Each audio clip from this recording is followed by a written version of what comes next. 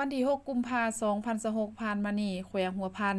ได้เปิดพิธีโฆษณาหาเสียงของผู้สมัครรับเลือกตั้งเป็นสมาชิกสภาแห่งชาติชุดที่10ประจำเขตเลือกตั้งที่8แขวงหัวพันและสมาชิกสภาประชาชนแขวงชุดที่5จุดที่1อยู่ที่หอวัฒนธรรมแขวงโดยมีบรรณาธิการการนำของแขวงการนำของเมืองพร้อมด้วยพนักงานรัฐกรทหารตำรวจตลอดฮอดประชาชนผู้ที่มีสิทธิ์ปอนบัตรเลือกตั้งเข้าร่วม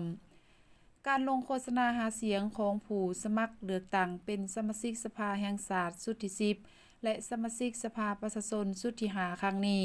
ก็เพื่อเป็นการสืบต่อปฏิบัติภาระบทบาทสิทธิและหน้าที่ปรับปรุงการจัดตั้งและการเคลื่อนไหวเวียกงานสภาแห่งชาติและสภาประชาชนแขวงให้มีลักษณะต่อเนื่องเพื่อประกอบส่วนเขาในภารกิจเปลี่ยนแปลงใหม่ของพรรคอยู่ในระยะการปกปักรักษาและสร้างสาพัฒนาประเทศชาติให้เจริญก้าวหน้าขึ้นเรื่อยๆการโฆษณาหาเสียงของผู้แทนรับสมัครเลือกตั้งเป็นสมาชิกสภาแห่งชาติและสมาชิกสภาประชาชนแขวงแม่นเหตุการณ์การเมืองเหตุการณ์ประวัติศาสตร์ที่สำคัญที่สุดของระบอบประชาธิปไตย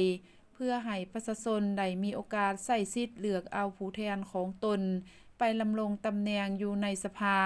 เป็นองค์การตัวแทนแห่งสิทธิ์และผลประโยชน์อันชอบธรรมของประชาชนลาวบรรดาเผ่า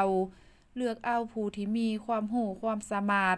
มีมาตรฐานเงื่อนไขครบถ้วนอย่างแท้จริงในพิธีดังกล่าวได้รับฟังการเสนอโตวประวัติการเคลื่อนไหวของผู้สมัครรับเลือกตั้งเป็นสมาชิกสภาแห่งชาติและสมาชิกสภาประชาชนแขวงแต่ละท่านเพื่อรับประกันผู้ที่มีมาตรฐานเงื่อนไขครบถ้วน